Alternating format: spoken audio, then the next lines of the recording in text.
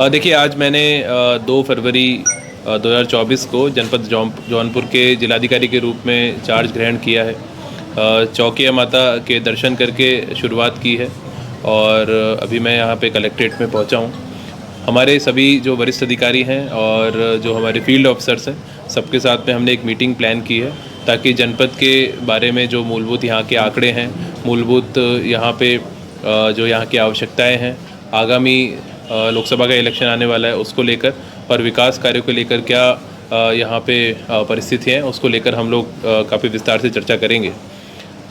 हमारी मूलभूत प्राथमिकताएं जो शासन की प्राथमिकताएं वही रहेंगी। जितनी हमारी विकास योजनाएं हैं उन विकास योजनाओं को ससमय गुणवत्तापरक तरीके से पूर्ण कराना, जन शिकायतों का गुणवत्तापरक निस्तारण करना, जितने हमारे रेवेन्यू के कोर्ट केसेस हैं उन केसेस का डिस्पोजल करना और इसके अतिरिक्त भी फील्ड भ्रमण के दौरान जनप्रतिनिधियों के सामंजस्य से आप मीडिया के सभी बंधुओं के माध्यम से जो भी हमें जनपद के विकास के आवश्यकता के सुझाव दिए जाएंगे उसको भी हम लोग समीक्षा करेंगे और उस पर भी हम लोग आगे बढ़ेंगे।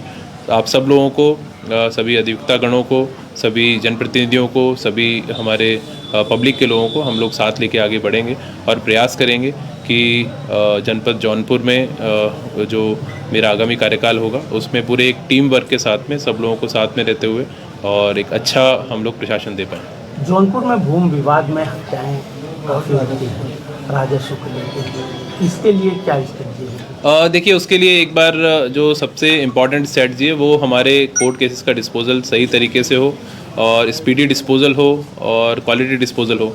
तो उसको लेकर हम लोग कोर्ट्स का भी निरीक्षण करेंगे। हमारे जो ऑफिसर्स हैं, हमारे सभी एसडीएम्स हैं, तहसीलदार्स हैं, नायब तहसीलदार्स हैं और हमारे जो राजस्व विभाग के कर्मचारी हैं, हमारे लेखपाल, हमारे कानूनगो, उनकी कैसे कार्यप्रणाली है उसको हम और कैसे उत्कृष्ट स्तर पर लेकर जा सकते हैं उसकी समीक्षा करेंगे।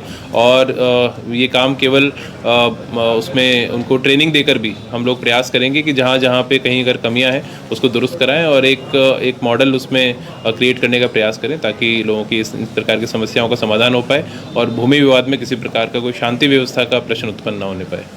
मुख्यमंत्री जी की बहुत ही लाइन दी है 10 से 12 बजे तक, कुछ अधिकारी नहीं बैठते, उसको लेकर कैसे काम करते हैं? नहीं, देखिए, जन सुनवाई में माननीय मुख्यमंत्री जी के डायरेक्शन है कि एक समय तय कर लिया जाए, चाहे 10 से 12 हो या 11 से 1 हो या जो भी 2-3 घंटे का समय। बेसिकली इसको घंटों में बांधने से ज़्यादा अच्छा है कि जितने लोग आ रहे हैं सबकी बात हम सुने।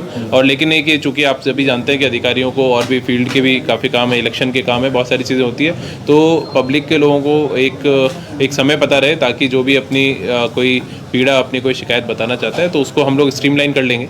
अभी जब बैठेंगे चर्चा कर लेंगे और उसमें कहीं कोई अधिकारी नहीं बैठता है तो उसको भी हम लोग देखेंगे। वैसे मुझे लगता है कि संवेदनशील प्रशासन का सबसे पहला गुण है कि अधिकारी नागरिकों के प्रति संवेदनशील हो, नागरिक उन्मुख हो, तो उसमें ऐसा कोई चीज़ नहीं है। अगर जब हम चर्चा करेंगे तो इन सारी चीज़ों को हम लोग देख लेंगे। मुख्यमंत्री सामूहिक विवाह में घोटाले के बाद बलिया में आई, इसके बाद पूरे प्रदेश में, जौनपुर में लाभार्थियों की सूची तक समाज कल्याण विभाग नहीं उपलब्ध कराता।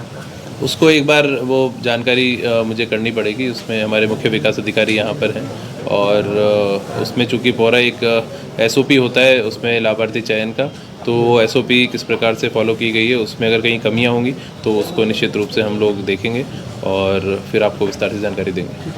Thank you sir.